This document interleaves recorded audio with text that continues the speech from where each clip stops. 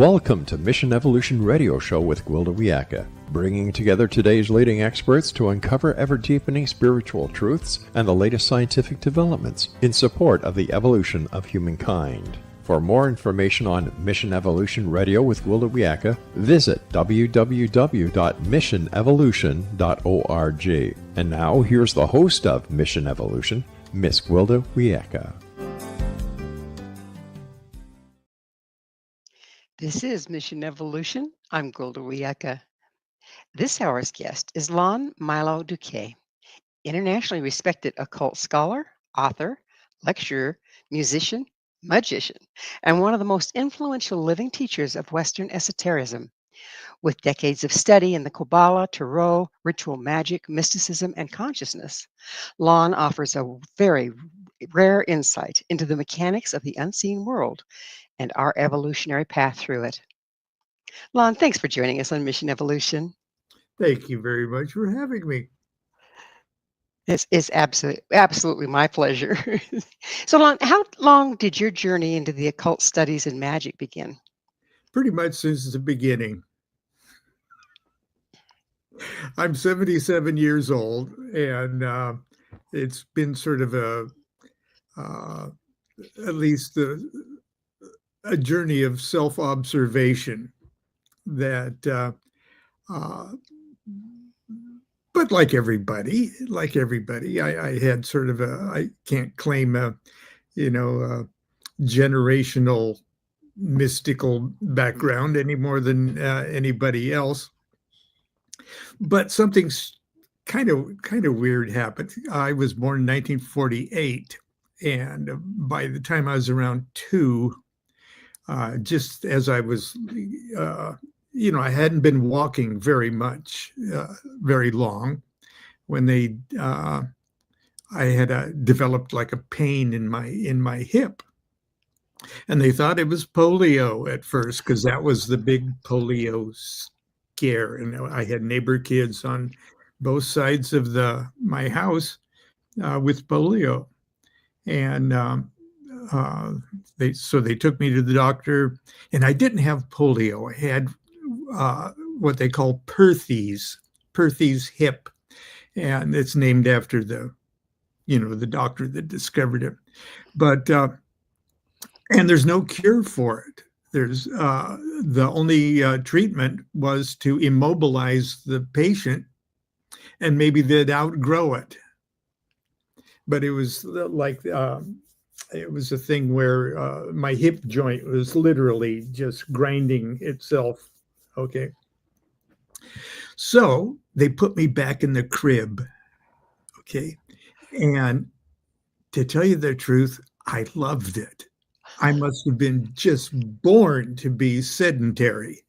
And I would drift in and out of consciousness, like every 20 minutes awake and 20 minutes asleep, 24 hours a day. So it wasn't that I would, I'd fall asleep and sleep for 8 hours. No, just every other 20 minutes I was asleep. So I had this rare opportunity to drift between consciousness, waking consciousness and dream consciousness, and with not very much distraction at all to keep me from losing what I think we all have pre-linguistic memories. Okay. And I had memories of what I can only describe as being memories of being somebody else. And so it was a few different kinds of somebody else's, but the most I felt like I was an adult that I would later kind of figure out was like late or early 20th century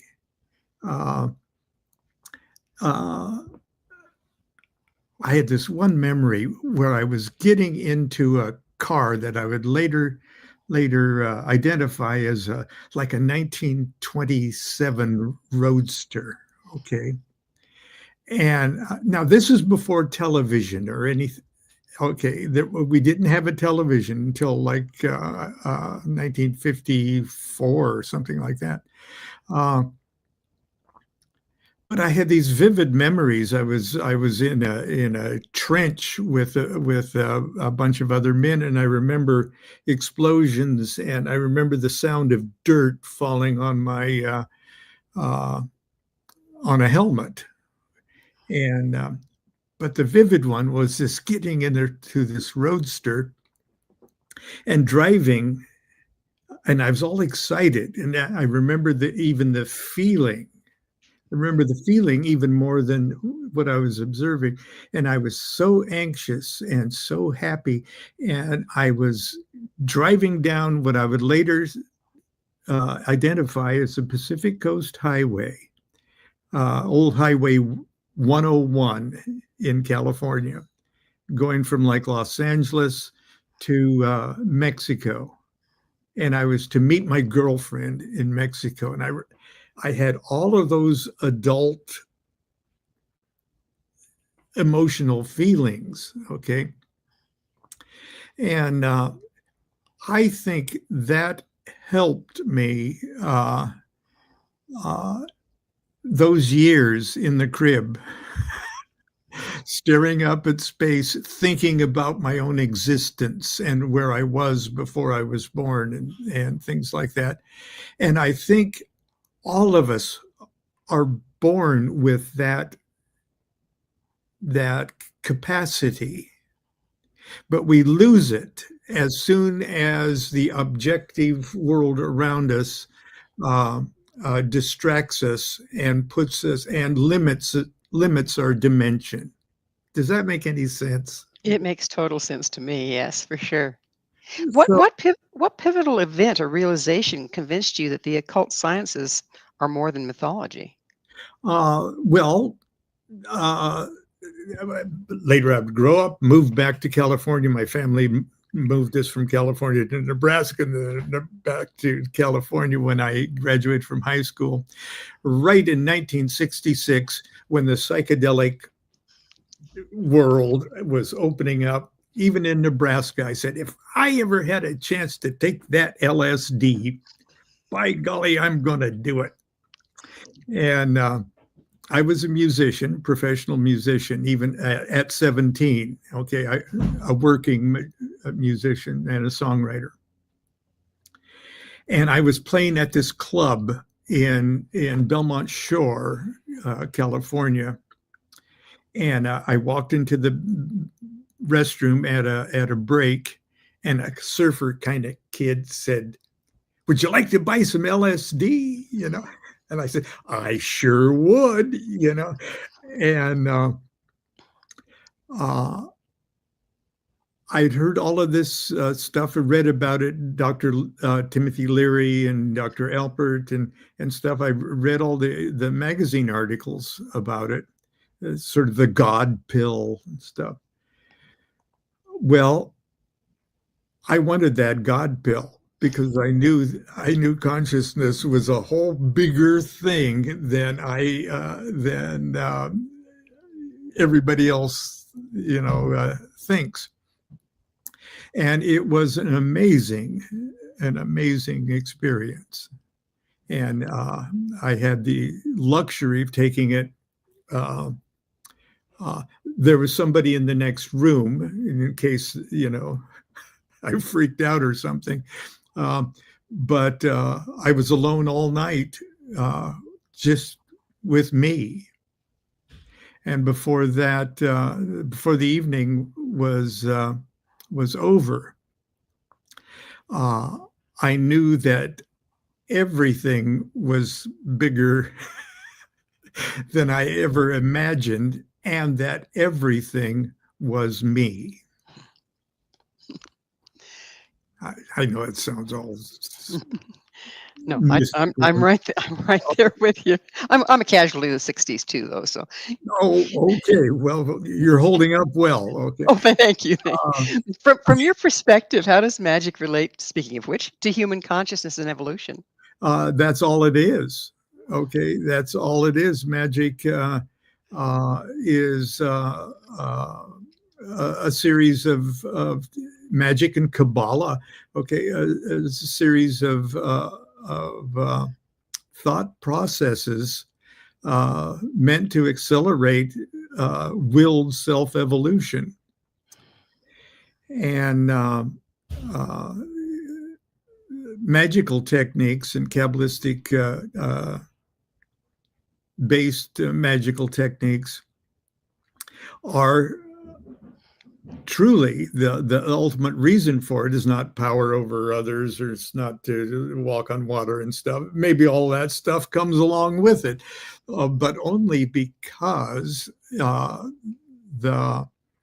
expansion of all of the possibilities of human consciousness are activated, are lubricated, are put into practice. It's like peeling away layers of a glass onion. It's literally, as the Buddha said, hey, I'm not a god. I'm not a mystic. I'm not a magician. I just woke up. Okay. And magic is to help you, assist you in a dramatic and colorful way. Okay, it's not a boring magical art form. Okay, it's fun. It's colorful. You get to dress up, even. But the whole purpose is to systematically wake up. Hmm. Do you feel humanity is currently undergoing a spiritual or esoteric awakening? Yeah. Much, and I think everything that would say, no, we're just going to hell in a handbasket. Well, yeah, but I think that's a symptom of an advance, a step, a leap, if you will, in human consciousness. Like the old falling apart before the new takes form? There you go. And, well, the Gnostics would call that the EAO formula, nature seemingly ruined by catastrophe, only as sort of the phoenix nest, out of whose flames comes the next baby phoenix, I guess. But Crowley, Aleister Crowley, who I'm sorry, I'm going to have to interrupt. We'll get into Crowley on the other side of a station break. Okay. Lon and I will return very shortly, so don't you go away. This is Mission Evolution, www.missionevolution.org.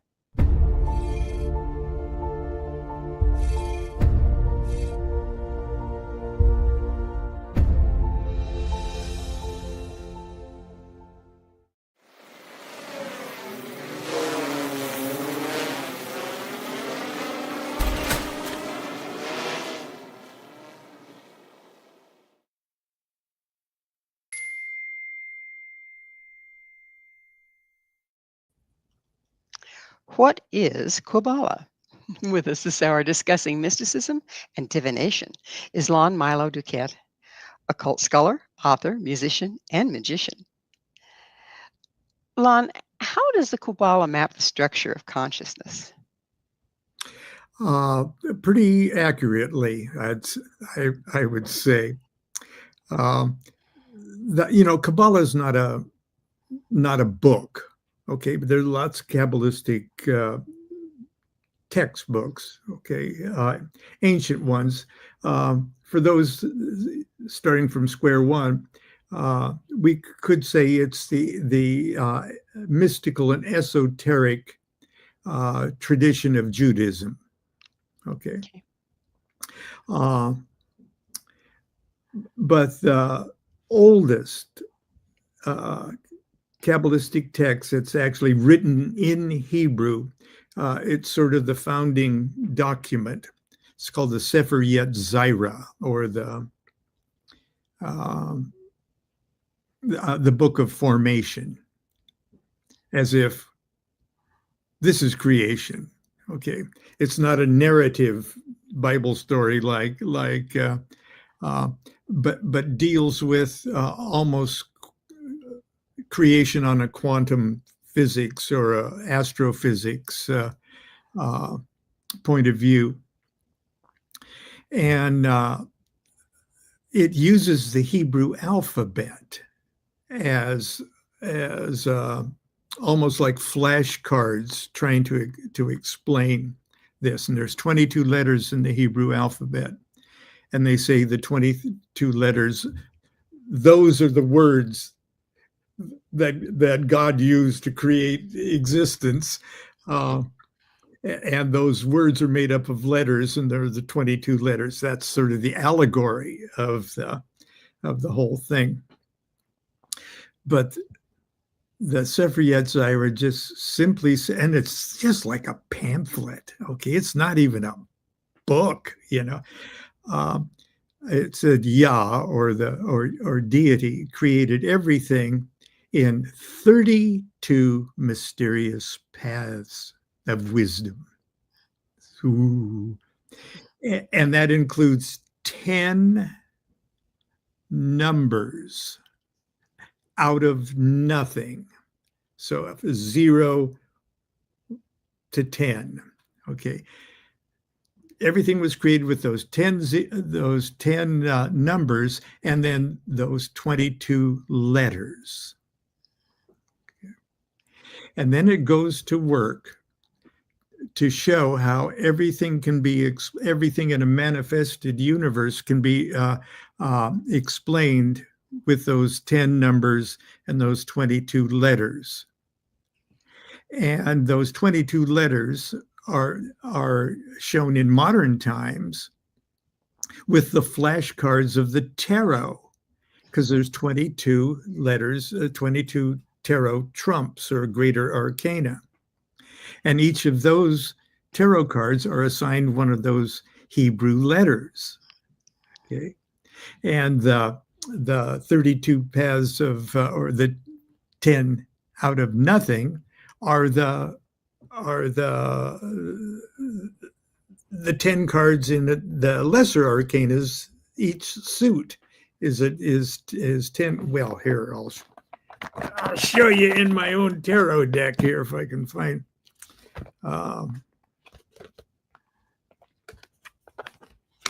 Talk amongst yourselves. Okay. There, those 10 bubbles. Okay, I'll get it out of my name there. 10 bubbles, those circles, those are the 10 numbers that come out of nothing. And they spend a lot of time talking about that nothing too. Okay, which takes us right into the quantum level. Okay. Now, it sounds all spooky and hard, but it really isn't. It really isn't.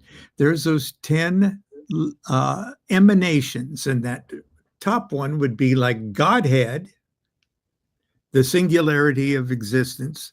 If we back our camera up as far back as we can go and put everything into one shot, okay, that's the singularity of Godhead. And these are lower emanations of consciousness, okay, all the way down to your head, okay, from Godhead to your head and everything in between. And the process that we just got through talking about, the process of waking up, is here we are asleep within a dream, within a dream, within a dream, within a dream, within a dream, within a dream. Okay. And our whole thing is waking up step by step to those different levels of consciousness until the supreme awakening. These last three are sort of the stages, last stages that Buddha went through, okay, just before his great awakening. And the paths that connect those are like circuitries, 22 different conduits of intelligent energy going back and forth, like a model train transformer. When you turn it up, it transforms the frequency of electricity back and forth. So to go from like 10 to 9, okay, there's the Hebrew letter and there's the tarot card that does that. And it steps down the consciousness frequency to go there, but going up, it turns it up. And so it's a alternating current. Okay. It's really good stuff. So where did tarot come from? I mean, it looks like it's so sophisticated. Well, the numbers and the letters are sophisticated, but tarot is like the okay, how would we put this in pictures? Okay. Now, I don't believe that tarot cards that we have today, and this is my tarot deck, by the way. How have you lived so long without having this tarot deck?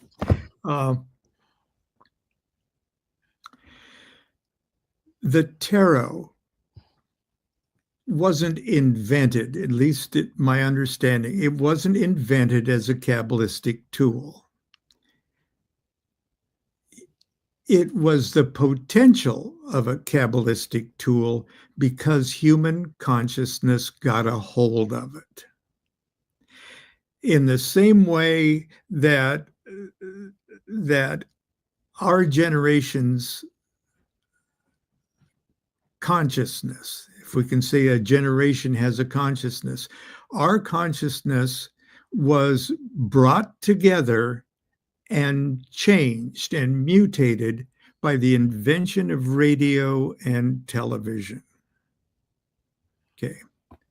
And in the 15th century or the 16th century, the human consciousness of the Western world, anyway, was altered by the universal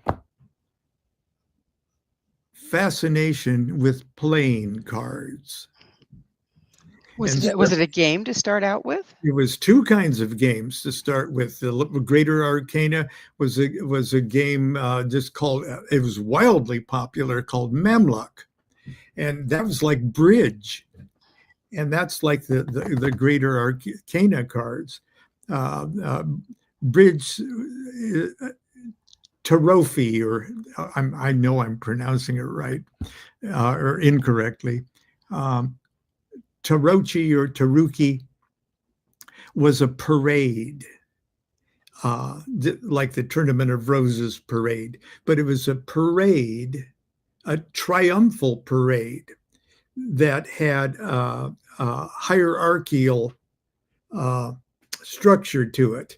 Like the head guy was the first guy in the parade, and the second guy in the parade took second place. So the first guy triumphed him or trumped him.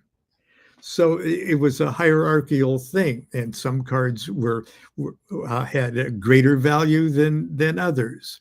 And you'd play it like bridge. I'm sorry, this card here trumps your card, so it gives me more score. So it was like that. Okay, and it was wildly popular with the aristocracy of Northern Europe, because they could afford to have real live artists paint it, because in their parade they had gods of the Greek and Roman gods. Okay, they had moral qualities like and virtues. Okay, like faith, hope, and charity. They all had their, okay.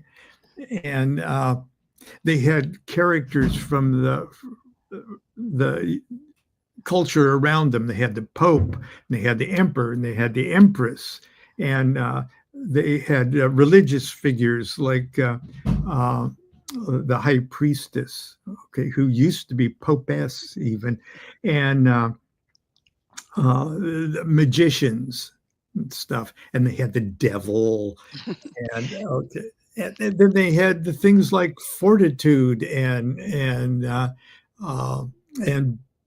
balance and stuff. And they had as many as, I think they had as many as maybe 60 different things over the years. Okay. How did it transform? How can the tarot serve as a gateway to self-awareness and transformation at this point? Because it's already doing it. Okay. It's an ordered deck of tarot cards would be like the, Kabbalistically speaking, would be like the universe as it really is, perfectly operating. Okay. We don't think that the universe is operating perfectly because our lives are so screwed up. But no, the universe is doing exactly what it should be doing, everything on cue. The reason we don't see it is because we have insufficient powers of perception to view it that way. We're not awake enough. How do you distinguish between genuine occult practices and superstition or fantasy? You have to have a certain level of maturity and to fully grasp what magic is about. And Aleister Crowley said, look, if you want to get into magic for unscrupulous reasons, but you're really serious about getting into magic, go ahead, because by the time you learn what magic is and what it's about, you'll realize that your unscrupulous initial desires was total BS. Okay.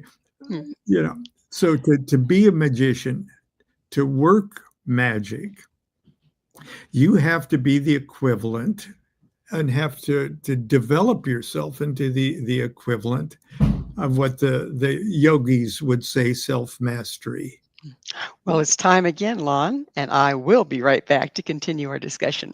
So stay right there. This is Mission Evolution, www.missionevolution.org.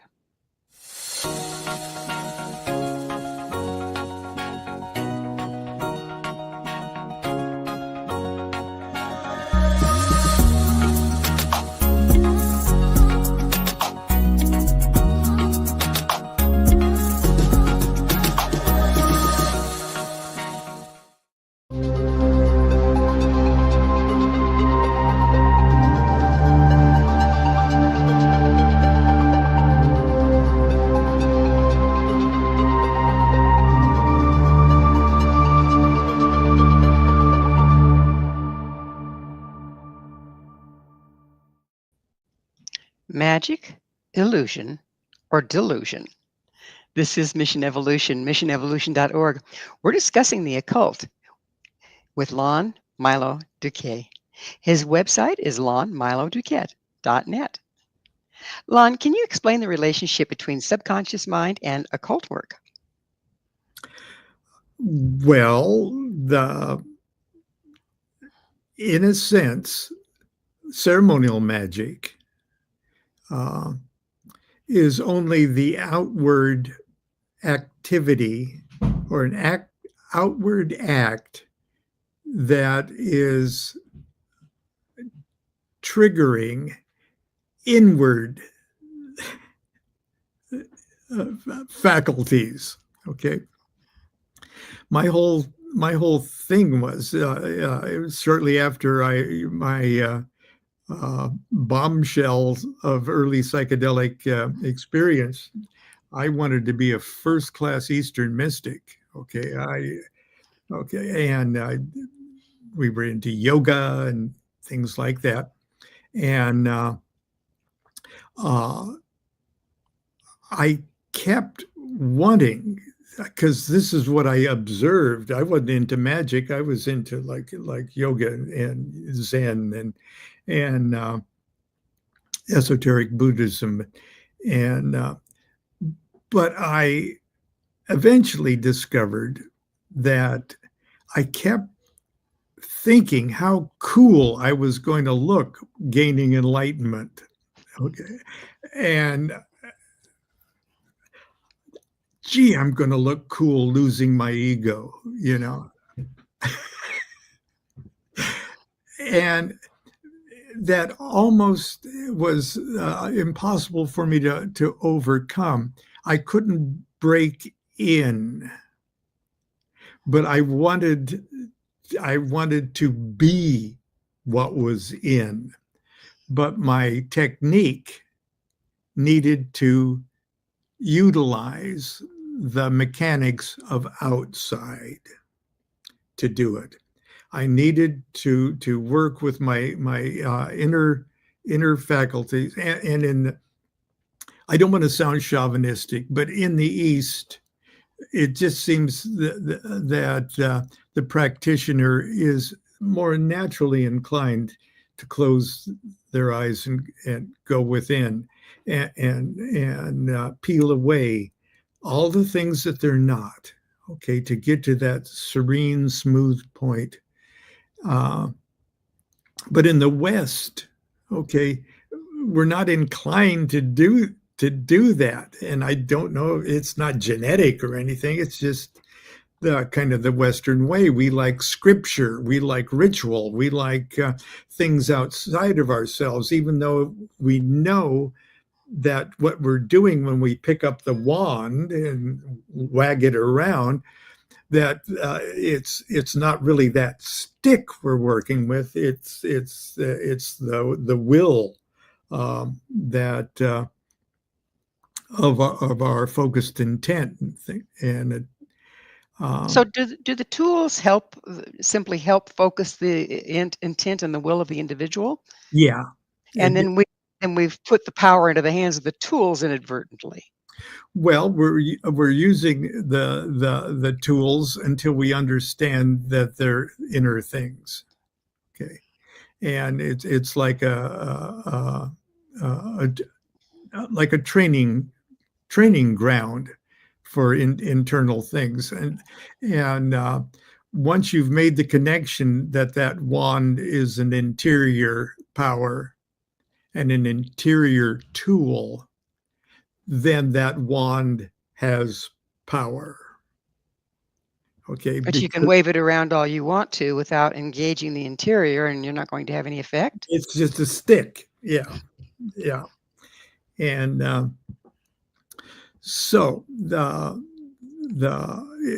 magic isn't for everybody. It's sort of a lonely art form, in so much that it's a dramatic spiritual practice that just has one audience and one actor and one stage and one terribly ruthless critic. And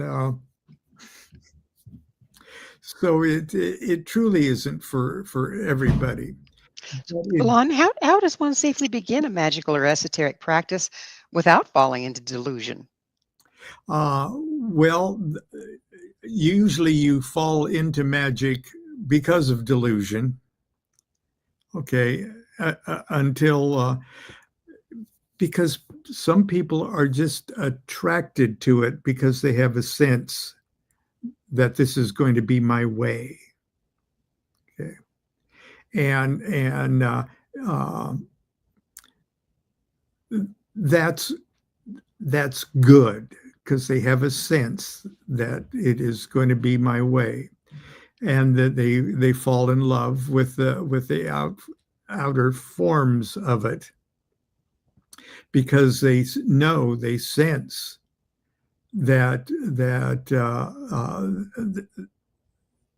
somewhere in there, it's the thing for them. I tell people, hey, just do what you're attracted to at first. There may be 5 or 6 things that you say, boy, I'd like to get into that, and do it for a while. Okay. Nothing is wasted on your journey. Okay. You could view entire incarnations as, well, I'm doing what I'm attracted to, you know. But the whole thing with magic is that I believe human consciousness as in general has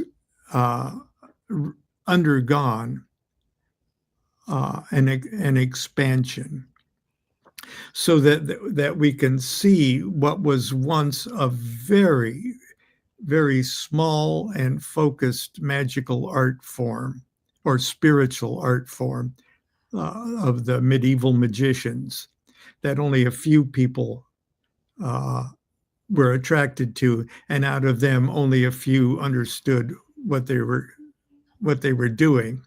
What is a demon? You know. That was my next question. You've written extensively on angels and demons and entities. How do you explain their nature? Well, we're all hardwired, with a 6-pack of demons and angels. Okay. We're all hardwired with it because they're frequencies of consciousness. And some of those frequencies of consciousness, when they are not properly directed or controlled or understood, just sort of run amok through our psyche, through our lives, like burning Drano, But it's not that they don't belong there, because if they're there, they belong there. They're there to do something, and where that level of consciousness goes, they need you.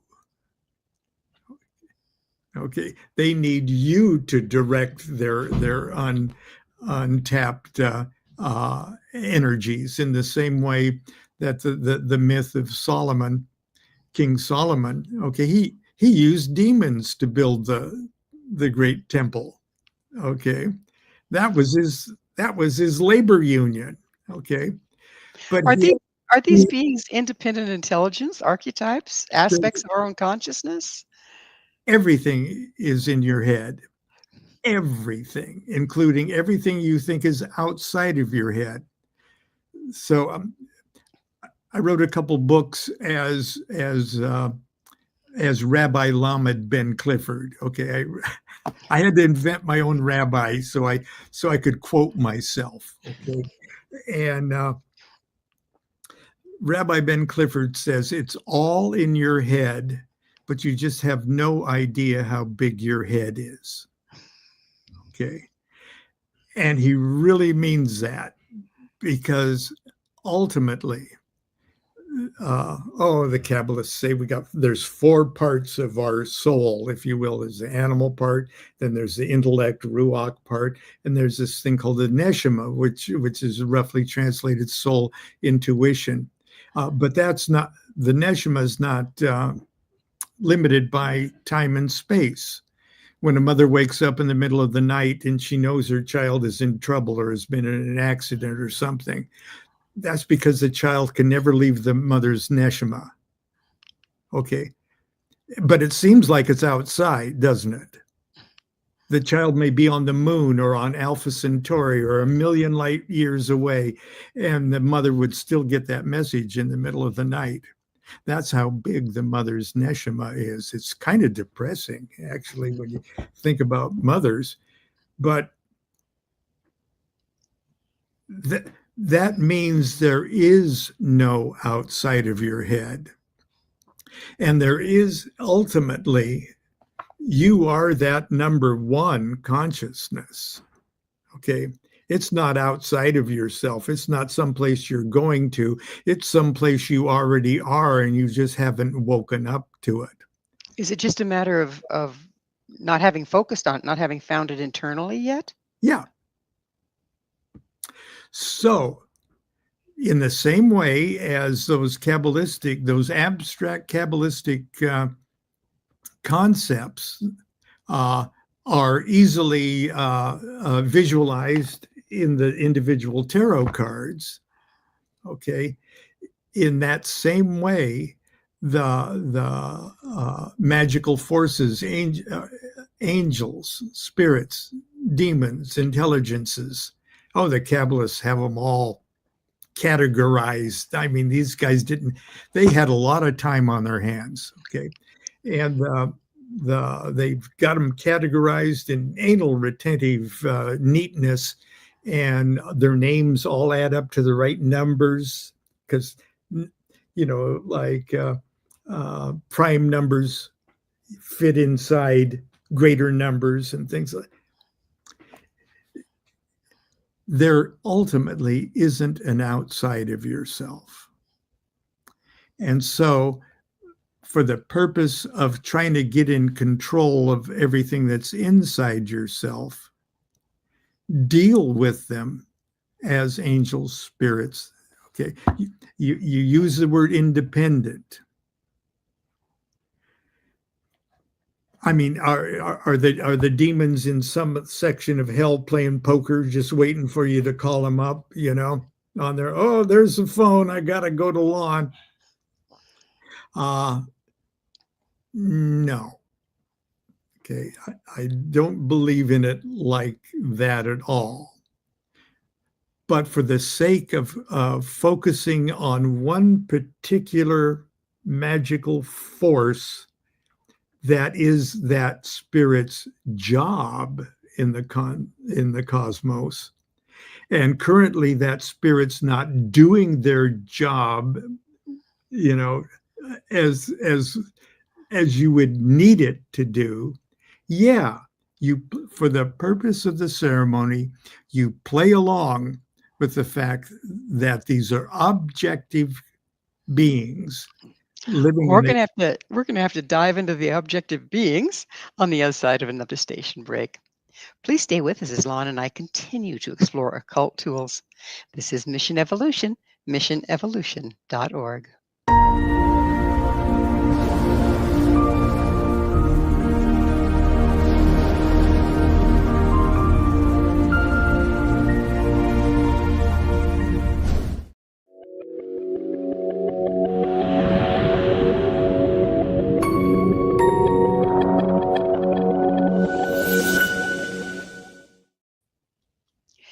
Can the occult help us today?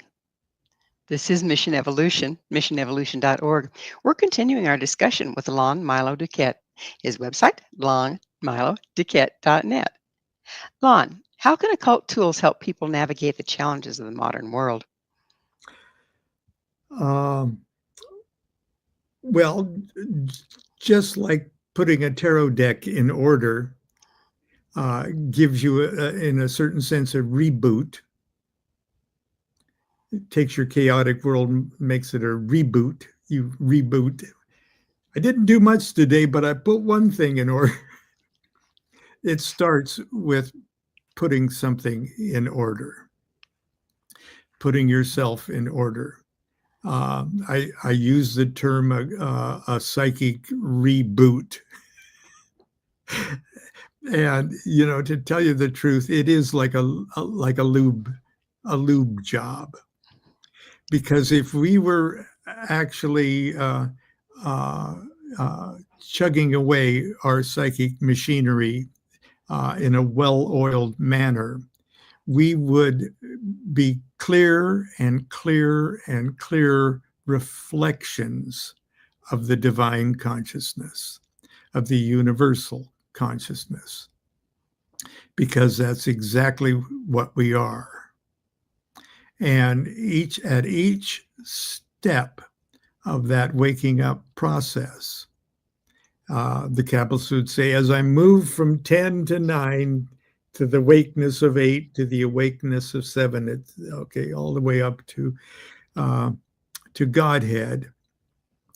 I realize how increasingly universal I really am. Okay, we put it in kind of psychological terms and say magical practices such as this serve to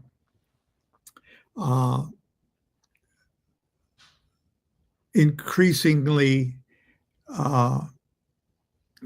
intensify our own self-realization. And when I came away from that first acid experience, I knew that self-realization was the only thing in life truly worth going for. And if you can get to that realization, anything that you do, I'm sorry, I don't say that any religion is wrong or anything that you can do to facilitate your own self-realization is probably the best thing you can do with your incarnation. And so for me, I love in the same way I have taste in music, in the same way I have taste in movies and drama, and I have taste in how I want to go about my self-realization. And when I stumbled on magic and to satisfy my meat brain part, I stumbled on Qabalah, and where I saw how magic and Qabalah were actually the same thing. I knew that nothing else was going to satisfy. And when I ran across the works of Aleister Crowley, at first I was totally freaked out because this guy had just such a horrible reputation, and called himself the Beast 666, and he just pushed all of the fear buttons, you know, but something about him was like, gosh, but he knows everything that I want to find out, you know. And then as the months and years pass and I meet people that actually lived and worked with him and everything else, they made me feel silly that I was that afraid. Okay. My friend from the old hippie days, Mad Bob, we called him, and he's a saint. We all know saints. Okay. He's one of them. And he came back from Guatemala, and I told him what I was into tarot and this Aleister Crowley character, and I said, oh, then I found out he was a devil worshiper of some kind. And Bob looked at me like I was the stupidest person in the world, because he told me so. That's why I knew he was thinking that. And he said, look, this guy knows everything that you want to find out, experienced everything you want to experience, and he was not afraid to tell people about it. I said, yeah, but was he a devil worshiper? Was he a Satanist? And he goes, no. And then he goes, well, yes. And he said, no. Well, if he was a Satanist, he was a really good kind of Satanist. Okay, you're just going to love this guy. And he was right. Okay, I read the Book of Thoth, and 99% of it just went way over my head. But the 1% I could grasp was, okay, this guy's brilliant, because he's talking about this consciousness shift in humanity that we were talking about at the very beginning of our chat here today. And that is humanity as a whole goes through leaps, dimensional leaps in consciousness. And it all has to do with something very fundamental that the entire world experiences at the same time, that completely changes their focus of reality. And that is our relationship with the sun. Okay, for a great period in human history, we thought, well, for a great period, we didn't even pay that much attention to the sun. We're just trying to fill our bellies, okay, and survive from moment to moment. And that was, we'd call that an aeon. There was an aeon where we were just, woman was magic, because we didn't even know where our babies came from. They just popped out of a woman, and we didn't know where the food came from, and everything else just pops out of the ground. Okay, that was something we all shared, and the magical formula all dealt with goddess worship and woman worship, and that was all connected to the moon. The cycles of the moon that the women are in tune with, and they swell like the moon and empty, and then all of a sudden there's a new little og. But then we started to put two and two together, that the animals don't come, the crops don't grow, or the food doesn't grow when the sun is weak. And then we realize we need the sun. It's a partnership between the sun and the earth. And then we get all freaked out that the sun dies. Oh God, it goes down at night. Oh shoot, everything's going to be lost, and it goes further south. Well, if you're in the northern hemisphere, it goes further south in the wintertime. And we don't know whether it's ever going to come back or not, So it's a new, improved way of looking at things. And there came a time when all of us, most of us, put two and two together, that we needed the sun. That was another shift in human consciousness. And it was another point of view of the universe and reality that we didn't have before. So it was an improvement, but it was still a mistaken improvement. And then it became, well, the sun and all this patriarchal stuff and kings and life came out of death. So we were sacrificing each other just to make the sun come up, And as long as we kept doing, sure enough, the sun came up. Go figure, right? Go figure. You often emphasize enlightenment doesn't require abandoning everyday life. Why is that important? Oh God, you got to keep everyday life to keep gaining enlightenment.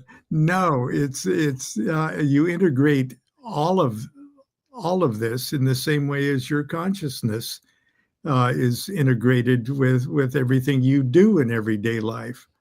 I mean, I'm a struggling householder.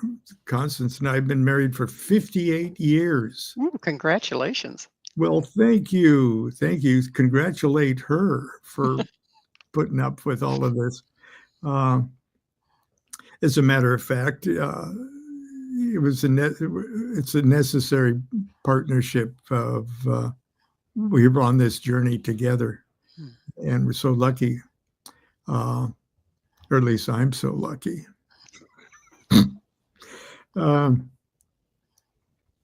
Anyway, no, I integrate. I can't be who I'm not,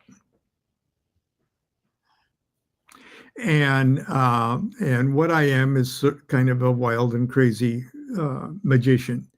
And once you're a magician, everything you do is magic.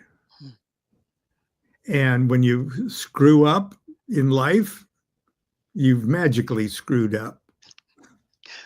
That puts my heart at ease, I have to tell you. So you don't do magic to make your life. No, you do magic to make your life magic. Okay. And it is a perpetual background meditation at all times. And you know, I'm not consciously thinking, oh, that's that Hebrew letter this, or oh, that's that stuff. No. When the purpose of magic is to make yourself a magician. Well, Lon, it's about that time. So before we close, I have to ask you, what's your mission? My mission is to completely exhaust my potentiality. That is a worthy mission. It'll probably take a while. Just might. What final message would you like to leave our listeners who are seeking empowerment, evolution, and deeper meaning? Trust yourself. There we have it. Lon, unfortunately, we are out of time. Thank you so much for coming on the show and sharing your wisdom. Thank you very much. It's been a pleasure. Our gratitude to Lon Milo DuQuette for sharing his wisdom with us today. To explore Lon's books, teachings, and music, visit lonmiloduquette.net. This has been Mission Evolution with Gwilda Wiyaka. For more information or to enjoy past archived episodes, visit www.missionevolution.org. But please, be sure to join us again next time on Mission Evolution as we continue our journey into the expanding frontier of human potential.